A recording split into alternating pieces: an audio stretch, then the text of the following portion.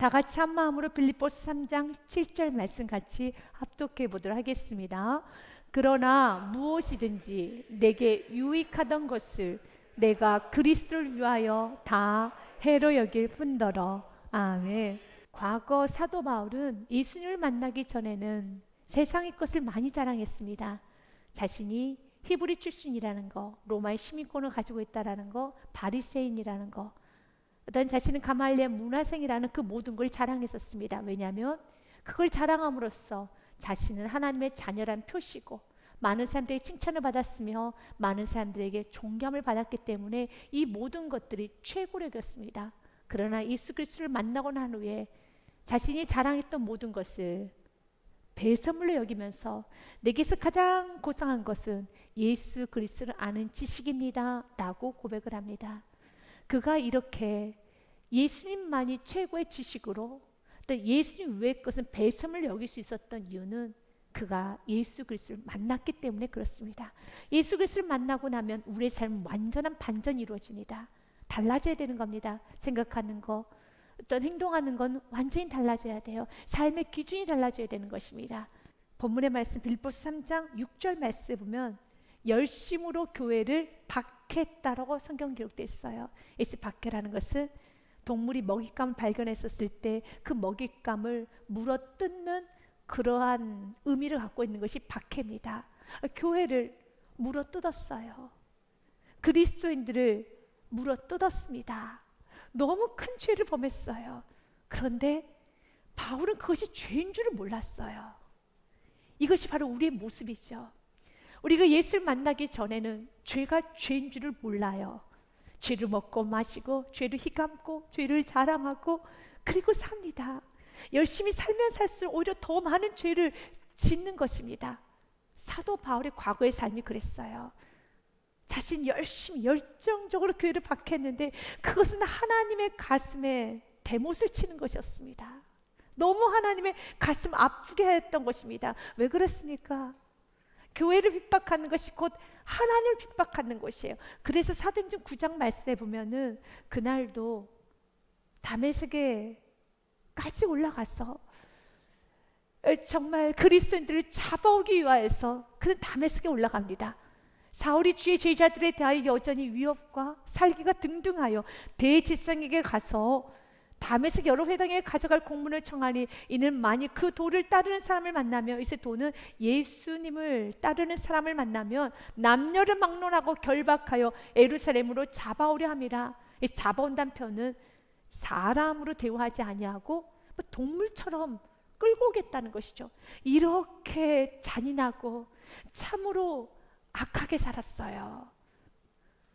마치 우리가 예수님을 모르면 사도 바울처럼 사는 것이었습니다.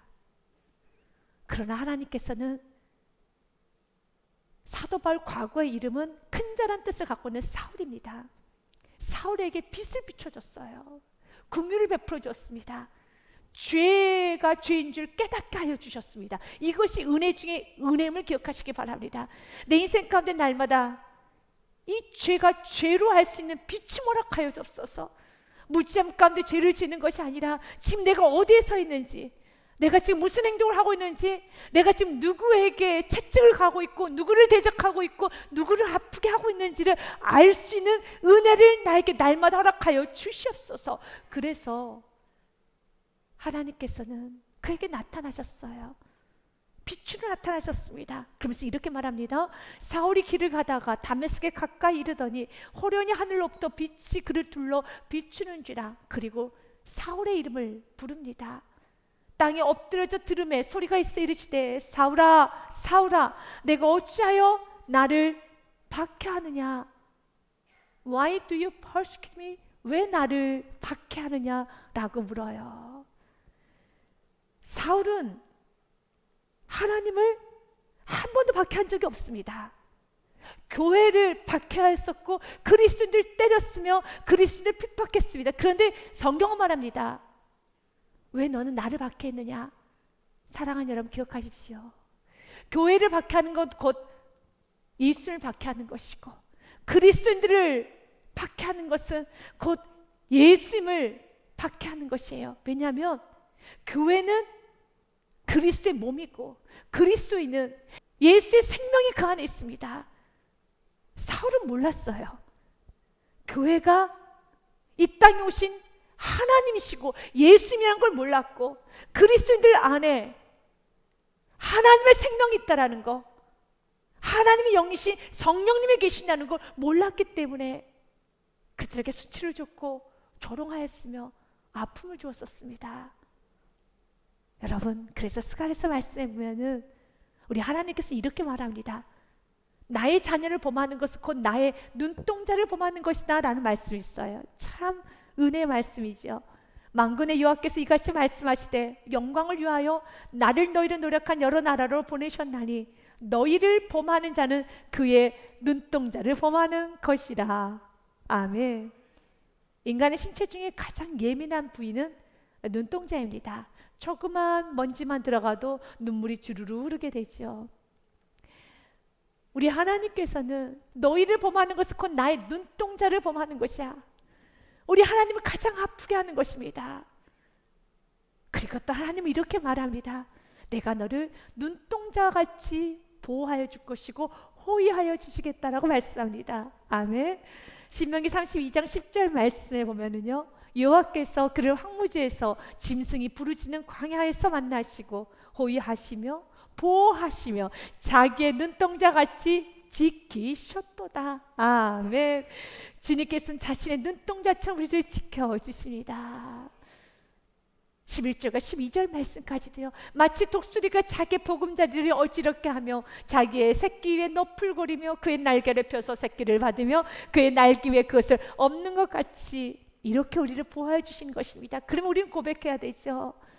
여러분, 오직 하나님만이 나의 전부입니다. 12절 말씀 같이 읽겠습니다. 여호와께서 홀로 그를 인도하셨고 그와 함께한 다른 신이 없었도다. 아멘. 주 외에는 다른 신은 없습니다.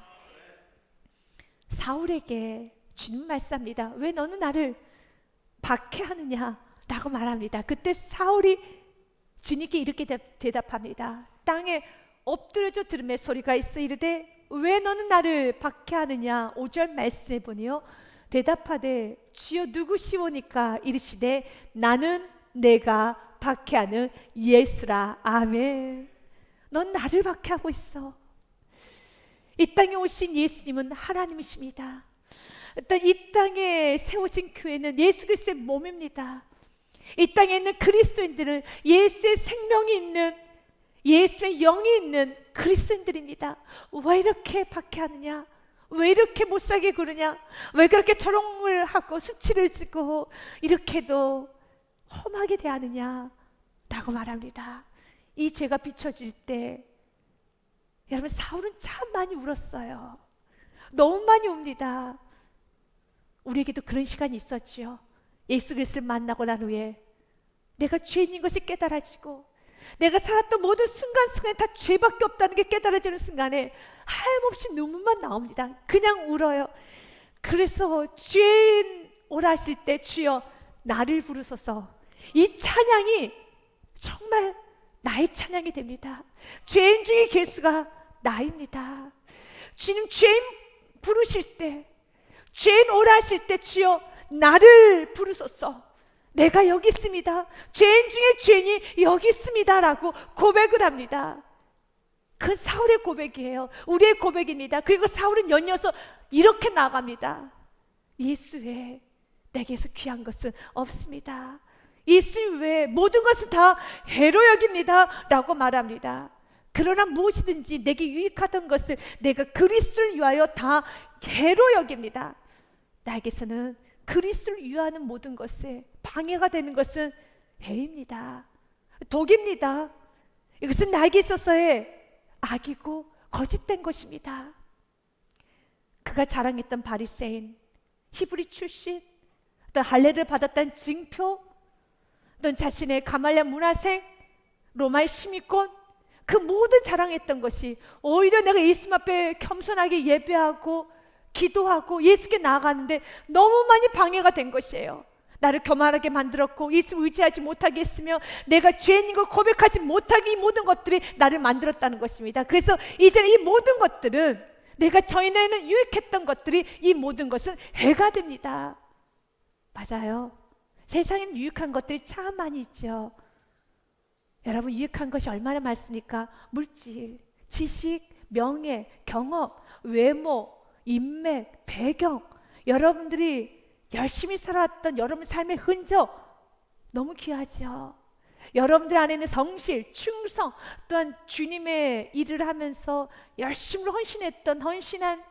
헌신하며 살아왔던 그런 모든 삶 정말 유익입니다. 귀한 겁니다. 그러나 그것으로 인하여서 주님께 겸손해지지 못한다며, 주님 의지하지 못하고 있다며, 주님께 예배 자리로 나아가지 못하고 있다며, 그것은 여러분들에게 해가 되는 겁니다.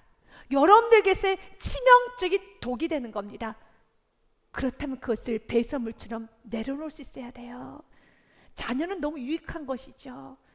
그런데 그 자녀로 인해서 내가 주님과 멀어졌다라면 사업장, 직장, 여러분들이 열심히 쌓았던 모든 것들이 예수께 가까이 나가는데 도움이 된다면 그건 참 유익인 것이지만, 예수님께 가까이 가는데 방해가 되고 있다면 오늘 성경 말합니다. 이 모든 것은 해로 여기라고요. 해로 여길 뿐만 아니라 8절 말씀에 보면은 배설물로 여기라고 말합니다. 또한 모든 것을 해로 여김은 내 주 그리스도 예수를 아는 지식이 가장 고상하기 때문이라. 내가 그를 위하여 모든 것을 잃어버리고 배설물로 여김은 그리스도를 얻고라고 말합니다. 내가 모든 것을 배설물로 여긴다고 말합니다. 7절과 8절에 해로 여기고 배설물로 여기는 기준이 되는 단어가 있어요. 7절 말씀에도 이렇게 되어 있죠. 그리스도를 위하여 해로 여긴다는 것. 그리스도에게 가까이 가고 그리스도를 위하는데 방이 되는 모든 건 다 해입니다. 8절 말씀에도요. 그를 위하여, 그는 예수 그리스도죠. 예수 그리스도를 위하여 내가 예수 그리스도를 얻는데, 예수 그리스도께 집중하는데, 예수 그리스도께 나아가는데 방해되는 모든 것들은 배설물입니다. 내 마음에 갈등을 일으키는 거, 주님의 말씀에 순종하며 주님께 나아가는데 갈등을 일으키는 모든 것은 다 배설물이라는 것입니다. 어떤 것도 예수 그리스도보다 앞서서는 안 되는 거예요. 어떤 것도 예수 그리스도보다 더 집중해서는 안 되는 겁니다. 예수 그리스도 말씀과 세상의 유익한 것들이 비교가 될 때, 세상의 유익한 것들 여러분 눈에는 배설물 덩으로 보여야 되는 겁니다. 덩을 아쉬워하는 사람은 없어요. 덩을 집착하는 사람은 없습니다. 그 덩 앞에서, 배설물 앞에서 머뭇거리면 안 되는 것입니다. 구약 성경에 보면 두 여인이, 대조적인 여인이 나옵니다. 롯의 아내, 또한 룻이란 여인이 나옵니다. 하나님께서는 소돔과 고모라 성을 심판하시겠다고 결정을 하셨습니다. 그런데 아브라함이 간절히 하나님께 기도합니다. 하나님 살려주옵소서. 그리고 하나님께서는 롯의 가족을 구원해 주기로 하나님은 은혜를 베풀어 주셨어요. 그래서 롯이 식구들 다 불러 모아서 이렇게 말합니다. 우리가 지금 머물고 있는 이 성, 소돔과 고모라 성은 이제 곧 멸망하게 될 것이야 한다. 불심판이 내려져 우리가 이 성을 떠나야 된단다 라고 말합니다. 그때 롯의 사위들은 농담으로 여깁니다. 그리고 장인의 말을 가볍게 여기고 말을 듣지 않아요. 결국 롯의 여러분 사위들은 멸망당해요. 불심판 당합니다. 그런데 롯의 아내와 롯의 딸들은 아버지와 남편의 말을 듣고 그 성에서 나와요. 그런데 문제가 생겼어요. 롯의 아내가 소돔과 고모라 땅에 있는 무엇 때문에 그 뒤를 돌아봤는지 모릅니다. 머뭇거립니다. 근데 성경은 이렇게 말하고 있어요. 창세기 19장 26절 말씀 보면 롯의 아내는 뒤를 돌아보았으므로 소금 기둥이 되었더라. 뒤를 돌아봤어요. 멸망성을 돌아보면서 머뭇거리다 돌아봐서 소금 기둥이 되었습니다. 무엇을 보았을까요? 성경에 기록되어 있지 않았기 때문에 우리는 잘 알 수 없습니다. 하지만 우리가 좀 추측해 볼 수 있는 것은 예수님께서는 롯의 아내의 그 행동을 그대로 인용하시면서 말씀을 하십니다. 누가복음 17장 28절 말씀에 보면 또 롯의 때와 같으리니 사람들이 먹고 마시고 사고 팔고 심고 집을 짓더니, 여러분 먹고 마시는 거, 사고 팔고 심고 집을 짓는 거 죄입니까? 아니에요. 유익한 것들입니다. 좋은 것들입니다. 이것은 죄가 아니에요. 오늘 성경 7절 말씀에도 이렇게 기록되어 있지 않습니까? 무엇인지 내게 유익했던 것입니다. 그러나 예수 그리스도 앞에는 내가 순종으로 나아가는 데 있어서 만약 그 모든 유익한 것들이 방해가 된다면 과감하게 뒤도 돌아보지 마시고 배설물 덩으로 여길 수 있는 은혜가 있어야 돼요. 축복이 있어야 되는 겁니다. 좀 더 이어서 성경 말씀 읽어보고자 합니다. 롯이 소돔에서 나가던 날에 하늘로부터 불과 유황이 비오듯 하여 그들을 멸망시켰느니라. 인자가 나타난 날에도 이러하니라 라고 말씀하면서 그날에 만일 사람이 지붕 위에 있고 그의 세간이 그 집안에 있으면 그것을 가지러 내려가지 말 것이요 밭에 있는 자도 그와 같이 뒤로 돌이키지 말 것이니라. 집안에 세간살이가 있으면 가지고 가야죠. 근데 가져가지 말라고 합니다. 그러면서 32절 말씀에 같이 읽습니다. 롯의 처를 기억하라. 우리는 좀 추측해 보기를 롯의 처가 무엇 때문에 뒤돌아봤는지를 좀 알 수가 있어요. 세간살이구나. 먹고 마시는 거 세간살이었어요. 이 땅에서 유익한 것이었습니다. 먹고 마시고 집을 짓고 사고 팔고 세간살이, 이 땅에서 유익한 것들. 그러나 이 땅에서 유익한 것들이지만 주님 말씀에 순종으로 나아가는 데서 방해가 된다라면 그 모든 것은 여러분 인생 가운데 소금 기둥이 되는 거예요. 자녀가 참 유익합니다. 여러분 사업장, 여러분 인생, 직장, 커리어 모든 건 참 유익합니다. 그러나 주님께 나아가는데, 주님께 집중하는데 내가 머뭇거리고 있다라면, 내가 자꾸 뒤를 돌아보고 있다라면, 내가 지금 갈등하고 있다라면 한번 생각해 보십시오. 그것은 내가 지금 벨소물로 여겨야 하는 것은 아닐까요? 사랑하는 여러분, 롯의 처는 벨소물로 여겨야 하는 것들을 그 시간에 벨소물로 여기지 못하고 뒤를 돌아봄으로 소금 기둥이 되었음을 우리는 좀 기억해야 합니다. 반대로 룻이란 여인이 나옵니다. 그 여인은 모압 여인이에요. 남편이 세상을 일찍 떠났습니다. 그런데 룻이 시어머니 나오미에게 이렇게 말합니다. 어머니, 나는 어머니가 가는 곳에 나도 가겠습니다. 그때 나오미가 안 된다. 너는 아주 젊어. 그리고 여기서 새 출발하고 나는 에루살렘으로 돌아갈 것이다.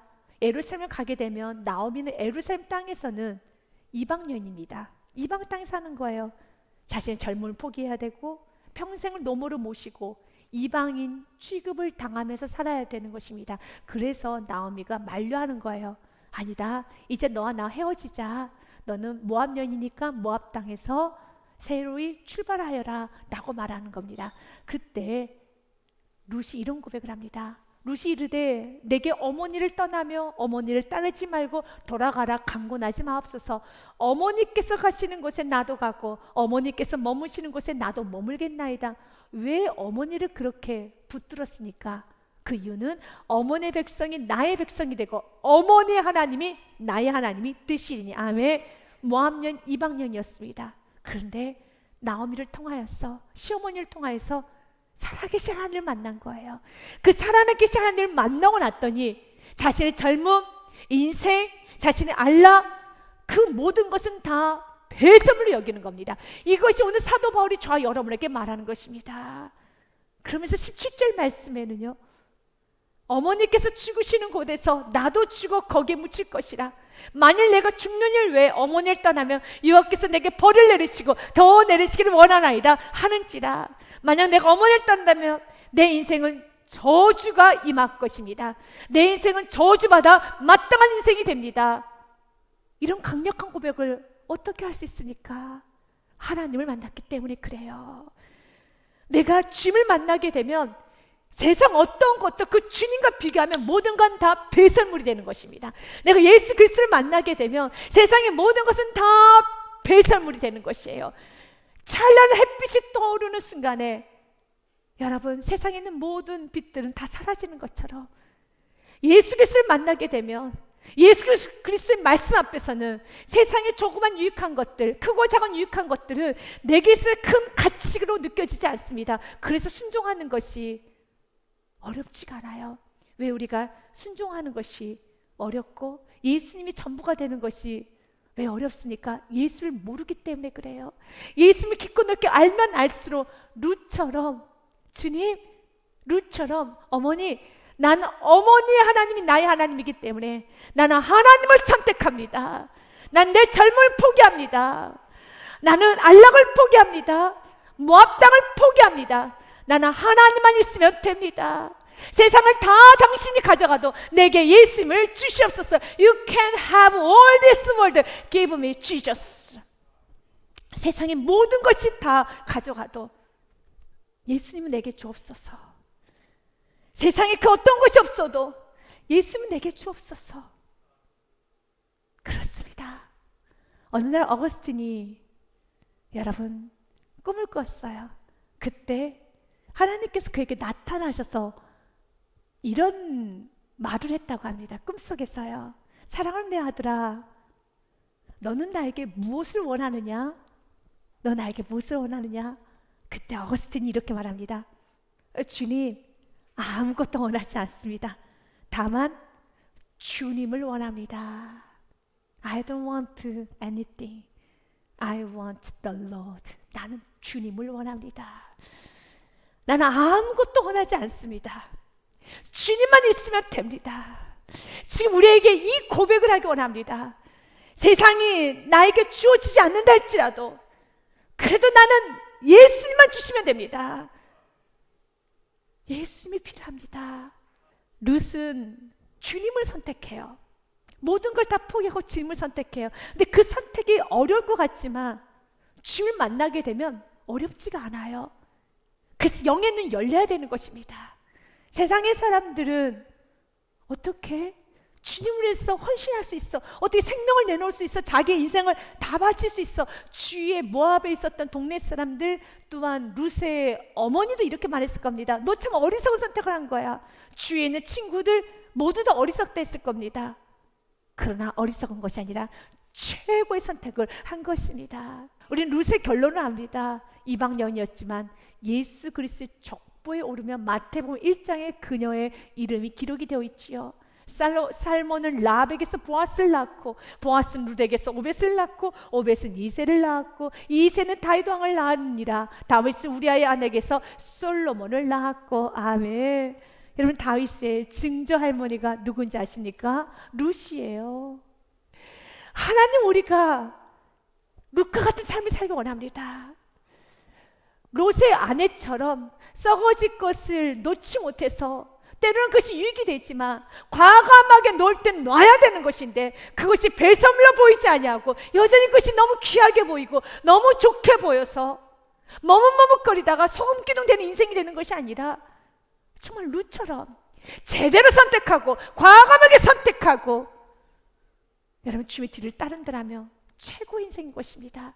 사도 바울이 그랬어요. 나는 예수 그리스도를 위하여서는 모든 것은 배설물로 여긴다라고 말합니다. 지금 우리 안에 있는 경험들, 지식들, 물질들, 여러분들이 열심히 살아왔던 모든 인생의 순간순간들, 헌신했던 모든 삶 또한도 예수 그리스도 앞에서는 우리는 뭐라고 고백해야 됩니까?